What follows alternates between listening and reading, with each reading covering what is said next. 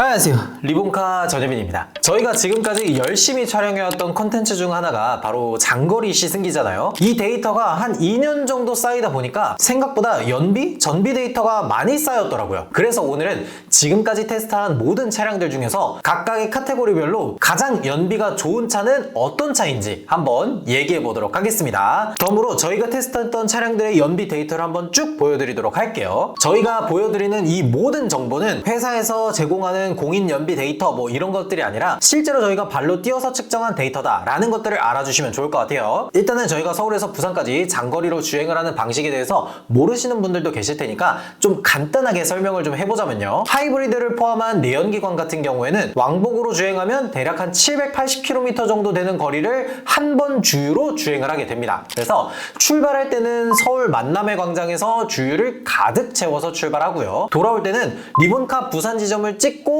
돌아오는 경로로 돼 있습니다. 중간에 주유를 한다거나 이런 것들은 없습니다. 종료를 하고 나서 주유를 하는 방식으로 돼 있기 때문에 한 번 주유를 했을 때 서울 부산 왕복이 가능한지, 서울 부산 왕복이 안 된다면 최대 몇 킬로미터까지 주행이 가능한지 이런 것들을 알려드리고 있는 거예요. 그리고 종료가 된 후에 다시 서울 만남의 광장에 돌아와서 주유를 가득 한 후에 저희가 주행한 거리 대비 주유한 양을 나눠서 실제로 풀투풀 연비가 얼마나 나오는지 이런 것들을 알려드리는 겁니다. 거기에다가 전기차 같은 경우에는 파주에서 시작해서 부산 정도 주행을 하고 한 450km 정도를 고속도로로 주행할 수 있는지 이런 것들을 정말 자세하게 보여드렸었어요. 근데 가끔 어떤 분들이 저희 장거리 시승기를 보시다가 평균 속도를 보시고 뭐 여기에 85km/h 이렇게 딱 찍혀 있는 거 보고 나서 연비 높이려고 일부러 이렇게 주행했는데 이거 믿을 거 못 된다 어? 아유 이거 야가 빠진 놈들 뭐 이렇게 얘기하시던데, 여기에는 몇 가지 이유가 있어요. 일단 저희가 매번 다른 차를 타고 시승을 하기 때문에 하이패스를 등록하는 게 생각보다 어려워요. 그러다 보니까 어쩔 수 없이 톨게이트를 만나면 속도를 줄여야 됩니다. 그리고 저희도 사람인데 중간에 휴게소 한 번 정도는 들려줘야 되잖아요. 380km 타는 동안 4시간 반을 한 번도 안 쉬고 쭉 운전하는 건 굉장히 어렵습니다. 그러다 보니까 중간에 잠깐 휴게소 들리고 거기서 휴게소에서 다시 출발하고 이러면 속도가 줄잖아요. 거기다가 중간에 뭐 가다가 차가 막힐 수도 있고 하는 거다 보니까 계속 풀타임 100km, 110km를 달릴 수가 없습니다. 게다가 서울 만남의 광장에서 출발할 때는 시작부터 바로 고속도로가 나오지만 부산에 도착하게 되면 어찌됐건 시내도로를 좀 주행해야 되다 보니까 평균 속도만 보시고 나서 아 얘네 이거 사기꾼이네 라고 오해하시면 안 됩니다. 그리고 저희는 항상 정해진 규정이 있습니다. 일단은 풀투풀 주유를 가장 기본으로 측정을 하고요, 그리고 각 고속도로의 제한 속도에 맞게 주행하자 이런 것들이 저희의 원칙이에요. 그래서 서울에서 부산 갈 때 주로 이용하는 도로는 중부내륙 고속도로나 뭐 상주 영천 고속도로 이런 길들을 이용하게 되는데, 이 중에서는 100km 제한 고속도로도 있고 110km 제한 고속도로도 있어요. 저희는 각 고속도로마다 항상 최고 제한 속도에 맞춰서 크루즈 컨트롤을 걸고 다닙니다. 그리고 여러분들도 잘 아시다시피 중부내륙 고속도로를 이용하면 대략 한 120에서 130km 정도 되는 구간이 최고 제한 속도 110km 구간이에요. 그러다 보니까 총 760에서 780km 정도 되는 이 서울 부산 왕복 구간에서 대략 한 250km 정도는 시속 110으로 맞춰놓고 달린다 라고 봐주시면 될 것 같아요. 그러니까 저희는 특정 브랜드 차량을 위해서 연비 주행을 한다거나 그런 건 전혀 없습니다. 저희는 광고 안 받아요. 영상 보시는 분들 다 아시다시피 그냥 대중음악 가요 이런 걸 그냥 틀어버립니다.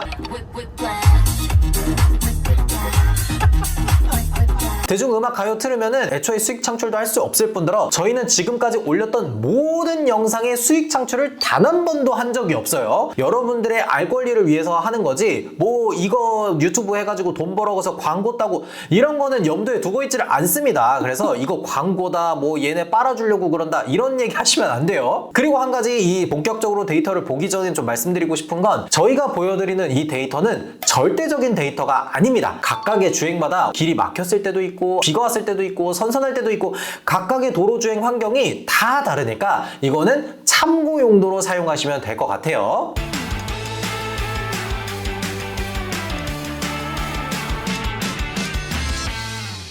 자, 그러면 본격적으로 연비를 보도록 하겠습니다. 지금까지 나온 모든 차량을 다 테스트해보지는 못했고 여러분들이 좀 많이 구매하시는 차량들 위주로 해서 한 35대 정도 장거리 연비 테스트를 진행했어요. 그러면 일단 첫 번째로 가장 인기가 많은 중형 SUV 하이브리드에서 보도록 하겠습니다. 과연 중형 SUV 하이브리드 중에서 가장 연비가 높은 차는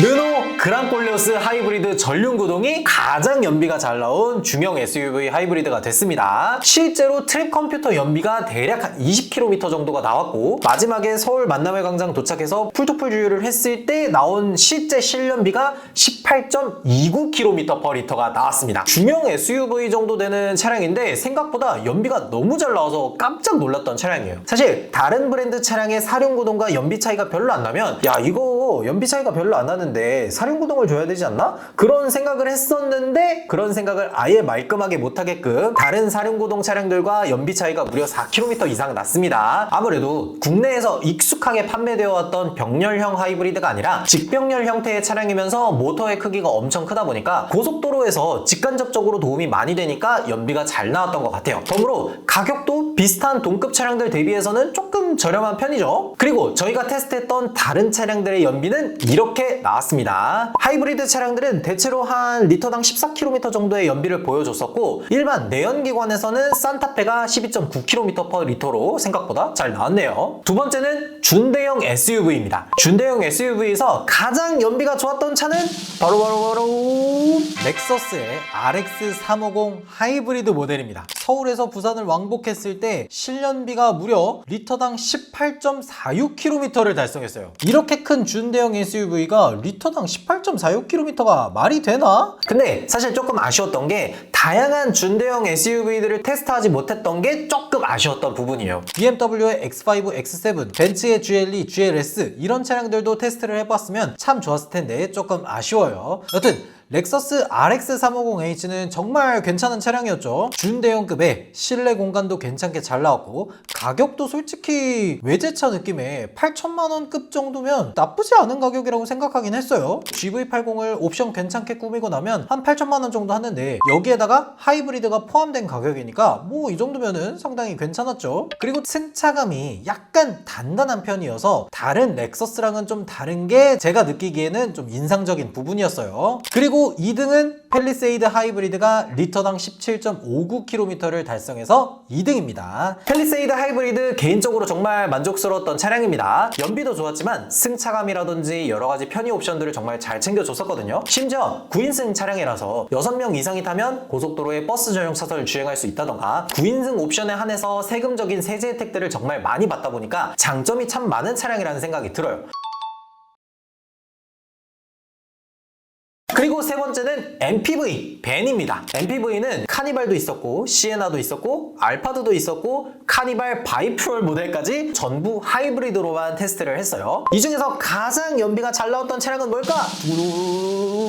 바로 토요타 알파드였습니다. 토요타 알파드가 무려 실연비가 15.3km/L를 보여주면서 1등을 차지했어요. 알파드가 사실 전장 제원 자체는 다른 MPV 차량들보다 조금 짧기는 하지만 이그제큐티브 모델이기 때문에 4인승으로 의전용 차량이어서 무게가 생각보다 무겁거든요. 한 2.3톤 정도가 돼요. 그리고 토요타 알파드나 뭐 이런 차량들은 사륜구동을 전자식으로 달성을 했습니다. 뒤쪽에다가 모터를 달아서 E4를 구현한 거죠. 그런데도 불구하고 높은 연비를 달성했다는 게 진짜 놀라운 부분이긴 해요. 하이브리드 모델에다가 MPV이고 이그제큐티브 같은 럭셔리 모델이어서 그런지 가격이 조금 비싸기는 합니다. 확실히 이 차량은 돈값을 하는 차다라는 느낌이 들어요. 그러다 보니까 요즘에 의전용 차량으로 토요타 알파드가 꽤 많이 보이더라고. 그리고 나머지 카니발 하이브리드, 카니발 바이퓨얼 뭐 이런 차량들의 연비는 이렇게 나와 있습니다. 그 중에서 저는 좀 인상 깊고 기억에 남았던 차는 카니발 바이퓨얼 하이브리드예요. LPG와 가솔린을 모두 동시에 사용할 수 있게 되어 있었고, 두 개의 연료를 모두 충전하면 한 번 충전으로 한 1600km를 주행할 수 있는 엄청난 차죠. 그리고 다음은 픽업 트럭입니다. 픽업 트럭도 한 3대 정도를 테스트했더라고요. 픽업 트럭에서 가장 연비가 좋았던 차는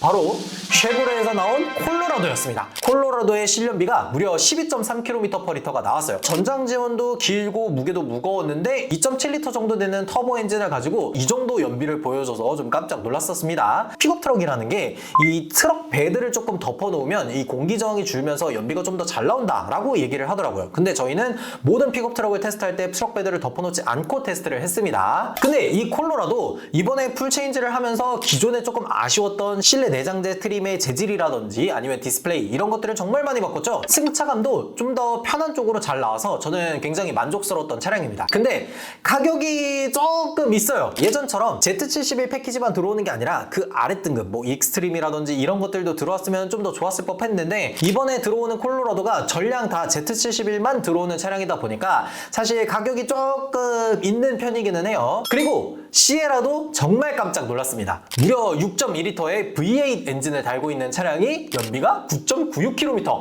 거의 10km/L의 연비를 보여줬어요. 확실히 이 아메리칸 픽업 트럭 같은 차량들이 크루징 연비가 정말 잘 나오도록 수준이 참 높다라는 생각이 들었습니다. 그리고 픽업 트럭은 이렇게 배기량이 6.2L 같이 정말 높다고 하더라도 걱정할 게 별로 없죠. 어찌됐건 화물차로 등록을 하면 연간 내는 세금이 3만원 정도밖에 안 되니까 내가 이 정도의 연비를 감당할 수 있다라고 하겠다면 사실 이 엔진이 장점으로밖에 보이지가 않습니다. 그리고 이 GMC 시에라 같은 차량은 어딜 가든 확실히 주목을 받는 차량이기 때문에 저는 이런 차량들을 상당히 좋아했었어요.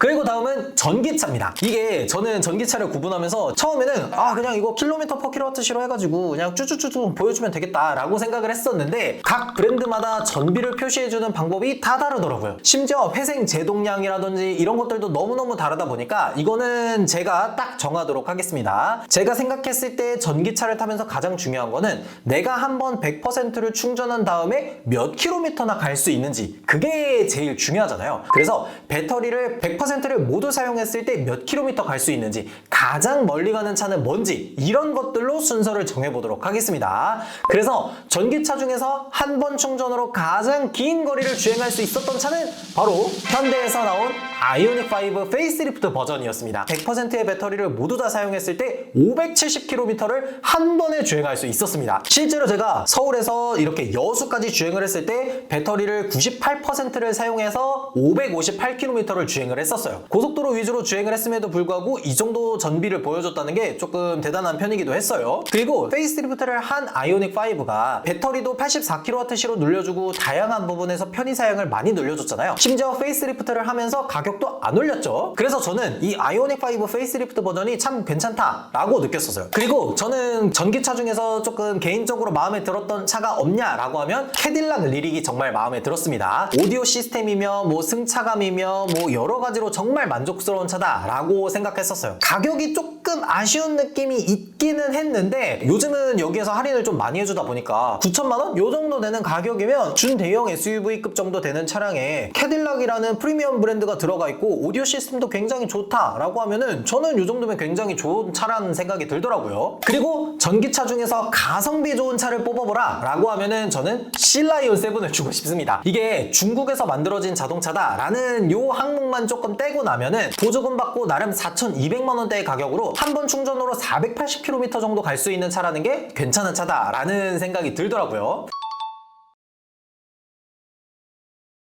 이렇게 전기차까지 해서 분류를 할 수 있을 만큼의 비교군이 충분한 차량들에 대해서 한번 얘기를 해봤고요. 요 다음부터는 비교군이 조금 작았던 차량들을 모아서 여기에는 실년비만 좀 보여드리도록 할게요. 일단 준대형 세단에서는 현대 그랜저 하이브리드 그리고 토요타의 크라운 하이브리드 이렇게 두 가지를 테스트했었는데, 토요타 크라운이 영하의 날씨에서도 리터당 18.7km라는 어마어마한 실년비를 보여줬었습니다. 그리고 상온이기는 하지만 그랜저 하이브리드도 리터당 18.8km라는 좋은 연비를 보여줬어요. 그리고 중형 세단에서는 캠리 하이브리드가 영상 2도에서 무려 실연비 20.2km/L를 보여줬습니다. 이제는 사실상 거의 준대형급에 가까워진 크기를 가진 캠리가 이런 연비를 보여준다는 게 진짜 말이 안 된다라고 생각하면서 운전했던 기억이 있어요. 심지어 아직도 기억나는 거는 이 캠리 하이브리드를 테스트할 때 중부 내륙 고속도로를 오가면서 트럭이 너무 많아서 계속 가다 서다 이렇게 하는 상황이었어요. 하이브리드니까 가다 서다 반복하면 배터리 충전되고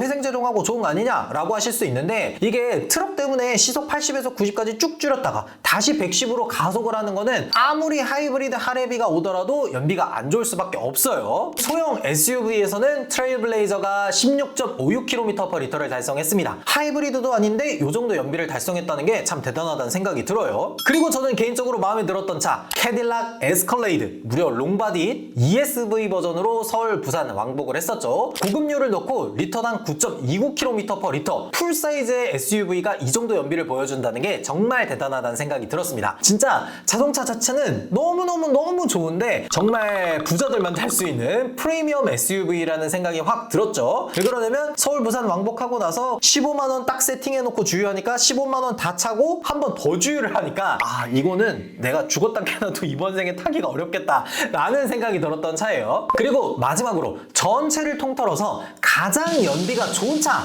바로 르노에서 나온 아르카나 하이브리드입니다. 실연비가 무려 20.87km/L가 나왔어요. 아무리 소형 SUV라고는 하지만 정말 엄청난 연비를 보여줍니다. 다양한 방면에서 가성비가 정말 좋은 차량이지 않았나 생각이 들었던 차예요.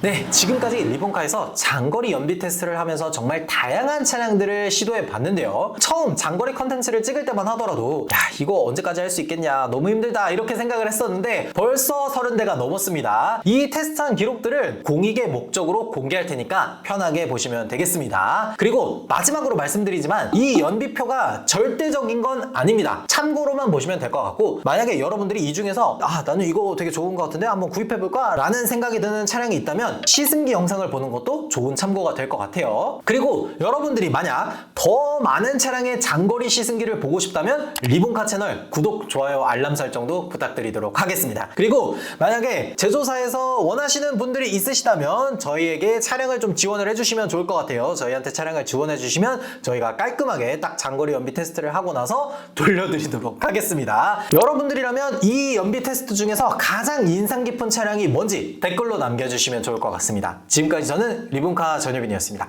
감사합니다.